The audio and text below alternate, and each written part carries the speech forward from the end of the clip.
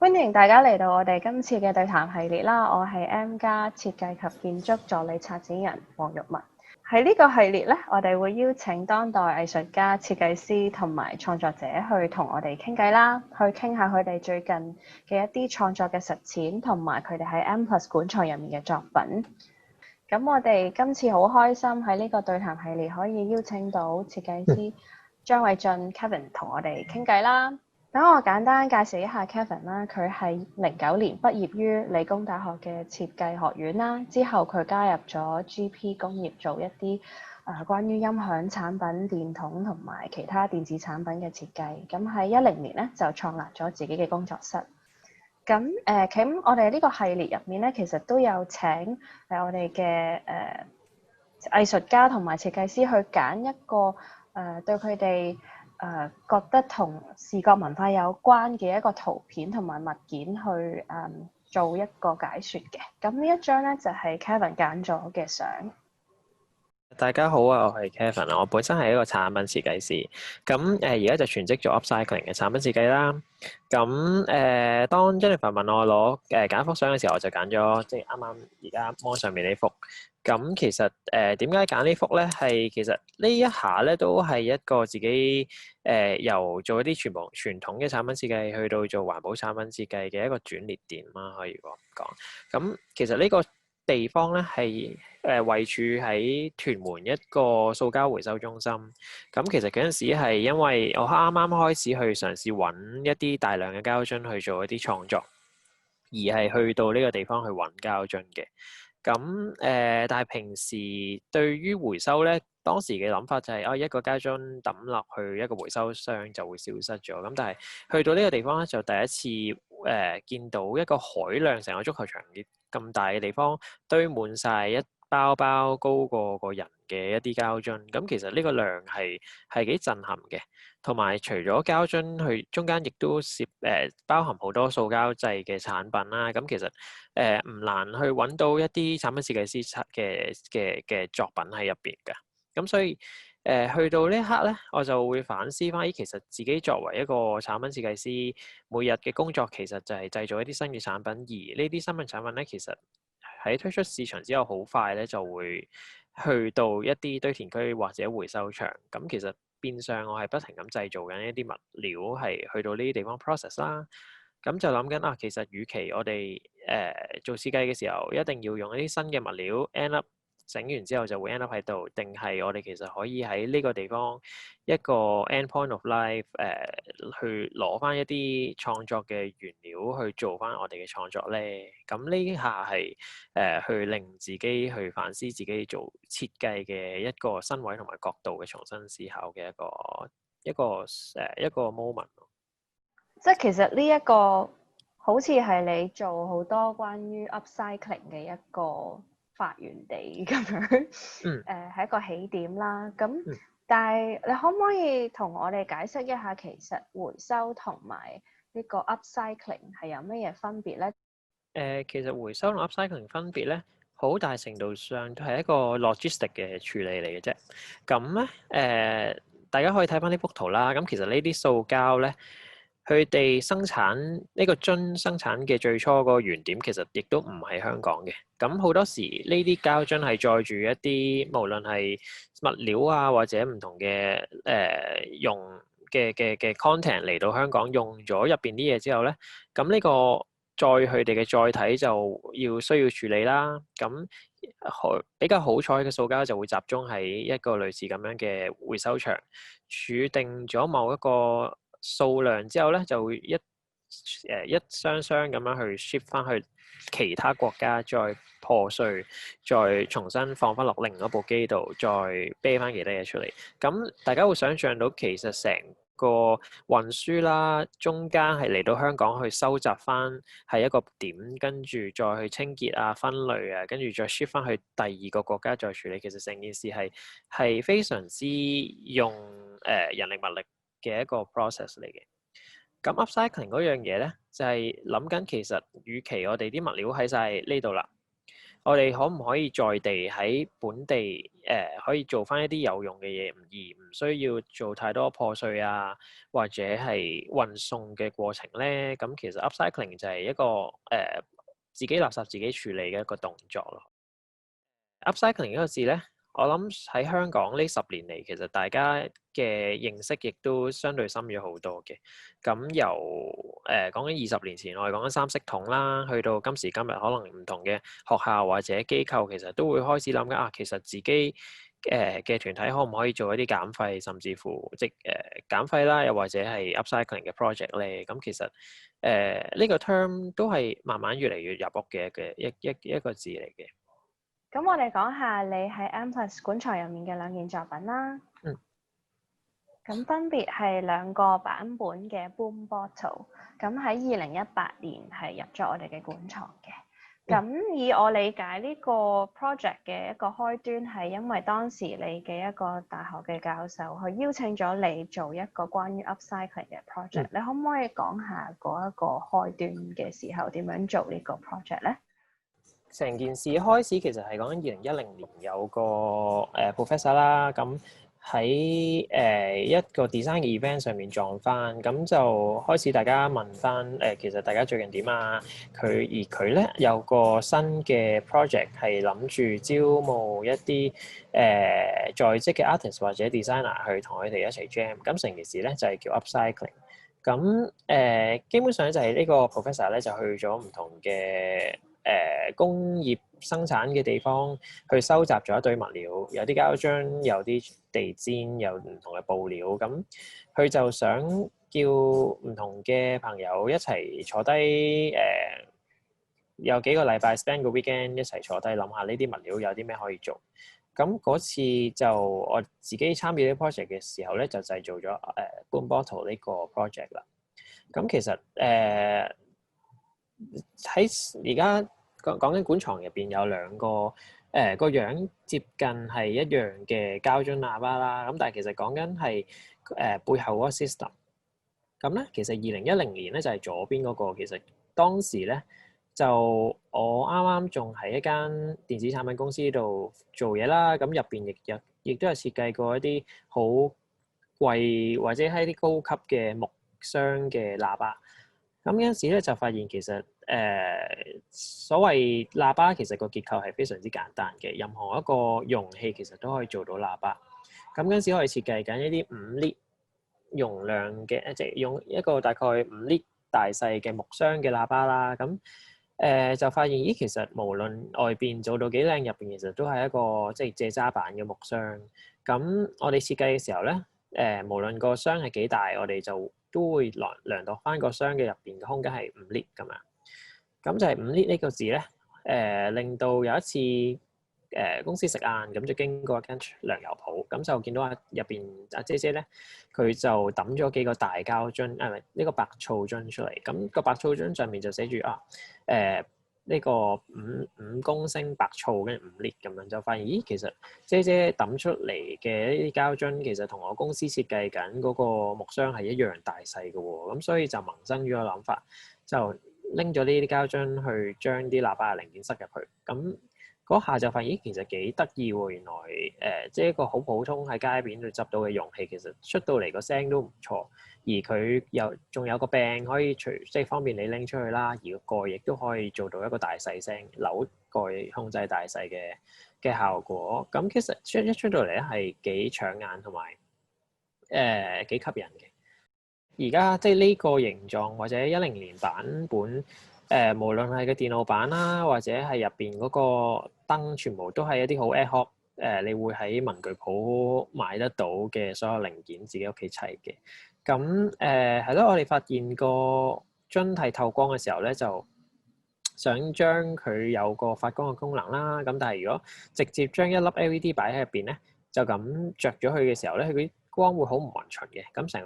個樽咧會可能邊光，呢一邊就冇咁光。咁所以我哋就要加個 diffuser。咁嗰陣時就我哋揾半透明嘅嘢，即係輾轉就發現乒乓波係一個幾好嘅 diffuser，所以就入邊每一個都會有一個乒乓波笠住一個 LED 啦。而個電腦板都係喺深水埗嗰啲地攤買一啲壞咗嘅喇叭去拆去塊電腦板嚟裝入去嘅。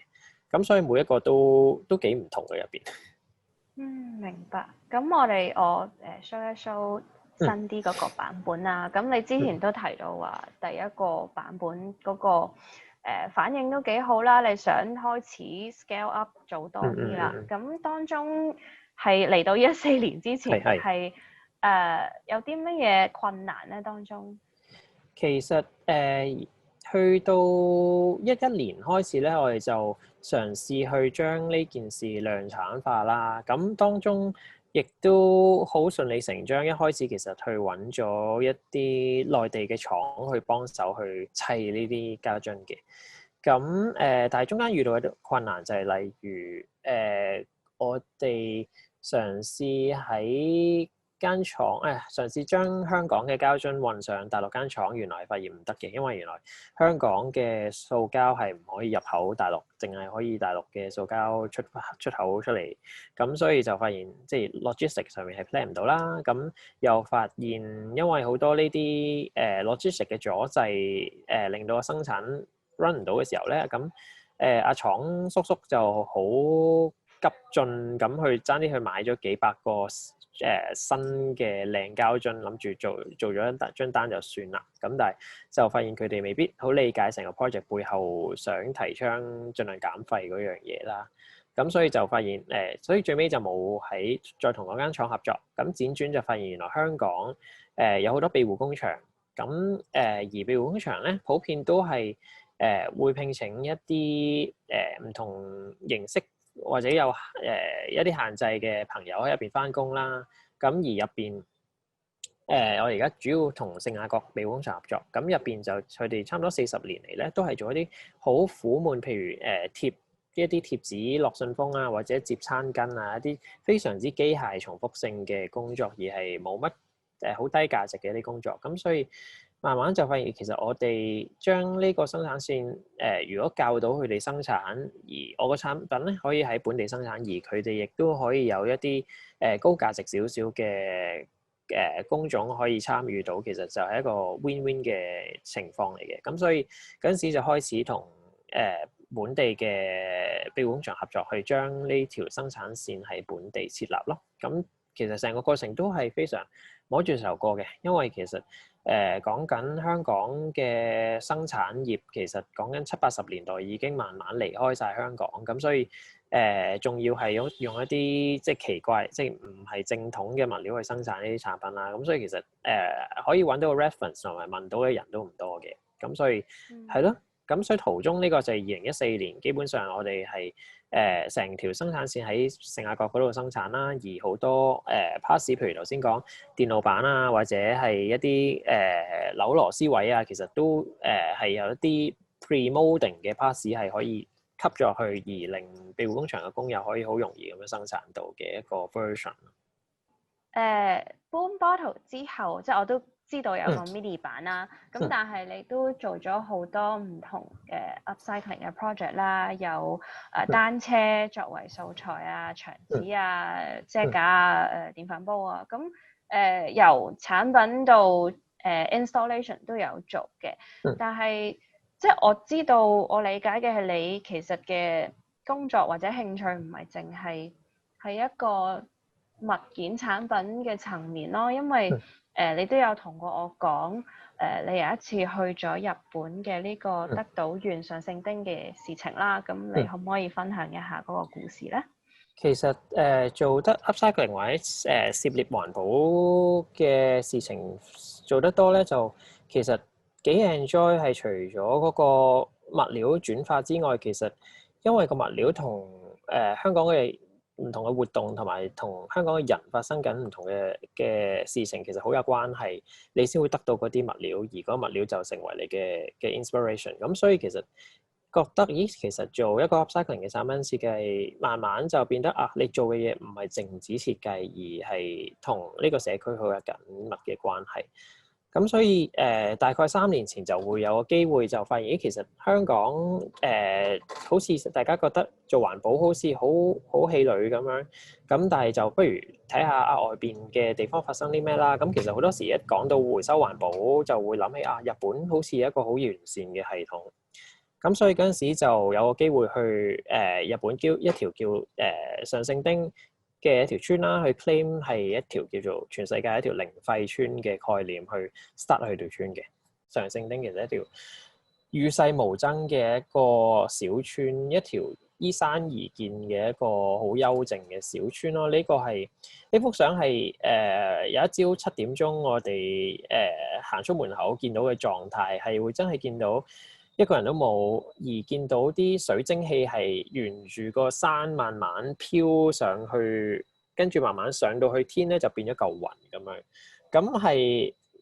你望到係會呆咗嘅。咁所以係即係純粹想講翻，即係上勝町其實係一個即係人口密度相對低嘅一個地方嚟嘅。咁相對人嘅時間亦都可能比較多咯。咁係啦，Kuru Station 咧，其實就係上勝町佢哋嗰個回收站。咁其實上勝町嗰個地理狀態咧，其實係成條村依山而建啦。咁所有村入邊嘅村民咧，都係各自各喺唔同嘅山脊或者唔同嘅地方去有間屋仔。咁而成條村所有戶數咧，都係靠一條可能好似大動物或者好似彌敦道咁樣嘅大路去貫穿晒，直接去到村口。咁而村口咧就會有呢個回收站 Kuru Station。咁 Kuru Station 咧入邊其實有3個部分嘅。咁首先咧，佢哋會有一個即係全日本最 extreme 嘅回收系統，就會有一個45個桶嘅回收站啦。咁而中間咧，亦都會有一個 upcycling 嘅工房，咁就係圖入邊見到嘅一個空間。咁係源於佢哋45個桶入邊，其實有部分有2個其實真係專係放布料嘅。咁而佢哋收到個布料就會係佢哋呢個 upcycling center 入邊可以做產品嘅一啲好好嘅材料咯。咁佢哋好主要就係會用翻佢哋村入邊嘅鯉魚旗同埋和服嘅布料去做唔同產品。咁你見到牆上面有啲衫咧，都係村入邊嘅婦女去車嘅。咁仲有第3個部分，其實佢哋就有一個叫 Free Cycle 嘅站啦，有少少似我哋嘅救世軍嘅。咁 which 係大家回收之餘會帶一啲即係仲乾淨用到嘅產品擺喺 Free Cycle 嗰個站咧，大家可以即係免費喺嗰度 pick up 翻，咁就可以盡量唔使買啦。我記得我最印象深刻嘅係你話俾我聽，佢哋嗰個即係垃圾點樣去分類嗰個 menu 係好厚，同埋嗰個即係指示係好詳細啊！你手揸住嗰本就係每一個村民都會有嘅一本 menu 係咪？其實係啦，咁呢條村頭先講回收嗰個 system，佢哋有43類45類啦。咁其實一入到去咧，第一樣嘢咧，Akira 咧係對每一個新來港即係新入村嘅人士咧，都會派一本說明書嘅。咁入邊就會講解成個 system 點去運用，咁係非常之仔細㗎。譬如噴油個膠蓋你要夾咗出嚟，再開個窿等佢入邊漏氣啦。跟住每種唔同塑膠嘅樽有唔同嘅拆開嘅方法啦。玻璃佢哋又會分透明、綠色或者啡色去分類啦。木筷子又係會分開特別擺啦。咁跟住其實係一個非常之複雜嘅 system 嚟嘅。咁所以係啦，呢樣嘢都係即係每個去到呢條村嘅人士第一樣嘢要學習嘅一個嘅事情咯。因為佢除咗係你抌嗰刻要考慮到嘅時候咧，佢講緊係當你下一次買嘢嘅時候，可能你都要考慮其實你要買一個牛奶盒嘅鮮奶定係買一個玻璃樽嘅鮮奶咧。其實好多時做回收嗰個思路係要由消費嗰刻就要開始。去完日本之後，你點樣將呢一個經驗學到嘅嘢帶翻嚟香港咧？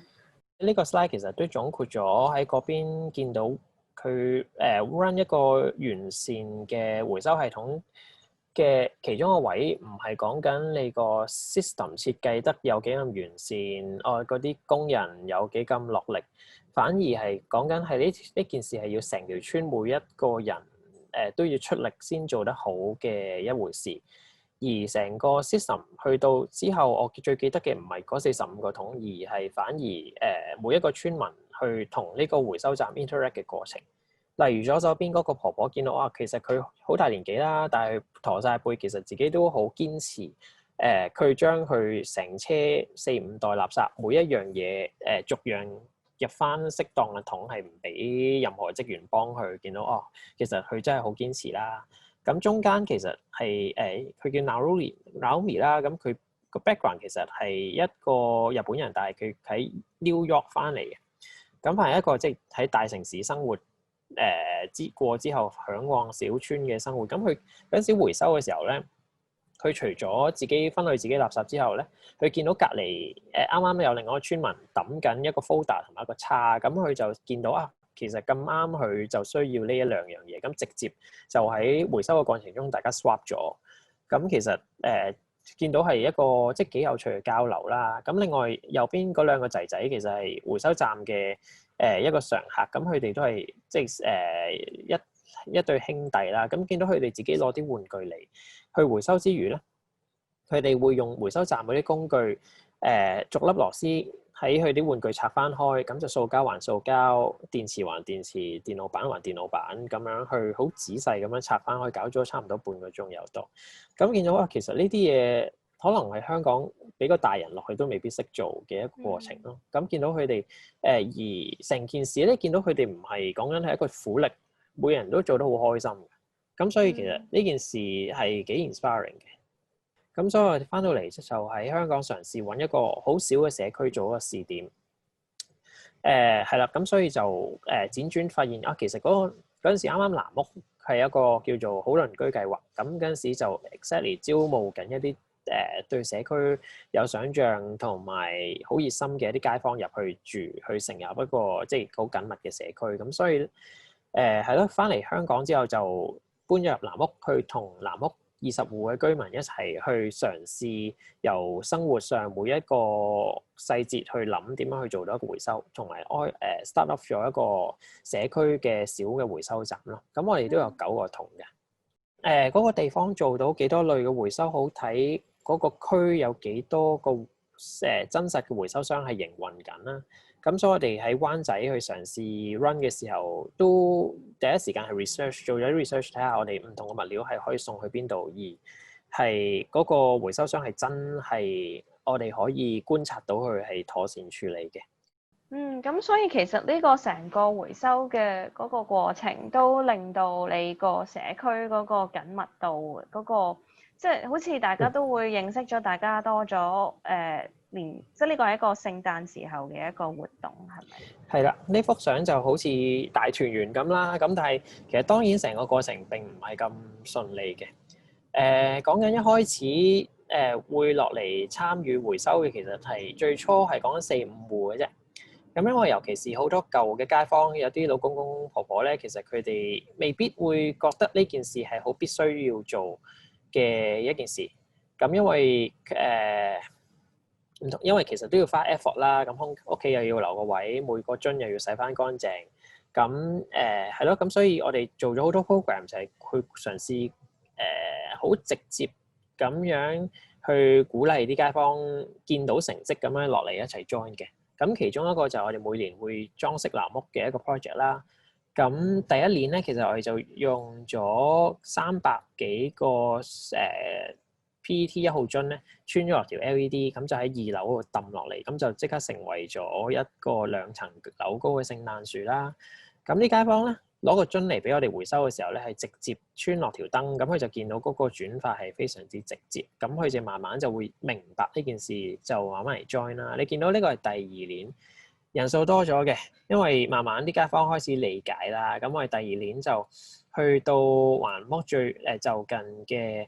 灣仔街市，咁去收一啲佢哋生果鋪成日會抌出嚟嘅生果網。咁生果網係一啲半透明嘅材料啦，咁我哋就亦都穿咗落條燈，佢就會成條發光。咁我哋就做咗好多條吊滿晒藍屋嘅正面，咁就面向成個街坊嘅街區嘅街坊啦。咁佢哋經過有生果網咧，都可以行埋嚟一齊穿嘅。咁所以就變成一個巨型嘅 installation，而係社區可以參與，亦都用嘅物料係一啲佢哋平時去街市都會接觸到嘅物料，亦都佢哋平時未必處理到嘅。咁佢哋透過參與成個裝飾嘅過程，就會了解到成個 system，而慢慢培養嗰個習慣，就會慢慢開始回收咯。咁呢件事都係我哋除咗做回收之外，希望透過設計去 inspire 啲街坊嘅。即係呢個其實就係頭先你講過關於個回收計劃，你自己個 team come up 嘅一個 manual 啦，即係香港版啦。咁其實我覺得好有趣嘅係，因為我哋開初認識你講嘅，我係一個產品設計師啦。但係跟住到呢一個位，即係你好似做嘅嘢唔係淨係要設計一個產品啦，即係好似你做嘢都係設計緊一啲唔係淨係有形嘅，同埋係已經變咗一個無形，即係一啲一個 process 咁樣。你可唔可以講下呢一個轉變或者呢一個方向其實係點樣嘅一回事？初初讀設計嘅時候會好簡單化去諗下，做產品設計就係做一件靚或者實用嘅嘢俾人用啦。咁但係原來發現，原來你好專心咁做一件靚嘅物件放喺度俾人用或者俾人玩都好，嗰件都係一件 art piece，佢唔係一件大量生產嘅物件。咁所以慢慢就發現，其實做產品設計或者做設計最重要唔係個 end product，反而係你要花好多時間去 redesign 成個 system。咁成個 system 係講緊物料嘅來源啦、物料嘅處理啦、轉化啦，同埋去到用完之後嘅 end of life 都係設計需要考慮到嘅一個位咯。咁所以慢慢就會了解到，咦，其實一個完整嘅設計係需要全盤嘅考慮嘅。咁所以慢慢就會諗到好多唔同嘅界別啦。我知道，即係除咗藍屋呢個 project，你自己設計嘅產品，你都自己又做一啲小型嘅班去教嘅，係即係同街坊或者唔同嘅學生去互動啦。咁其實有好多嘢我仲想同你傾嘅，但係時間嘅關係咧，我估今日我哋就嚟到呢度啦。咁首先真係再次多謝你。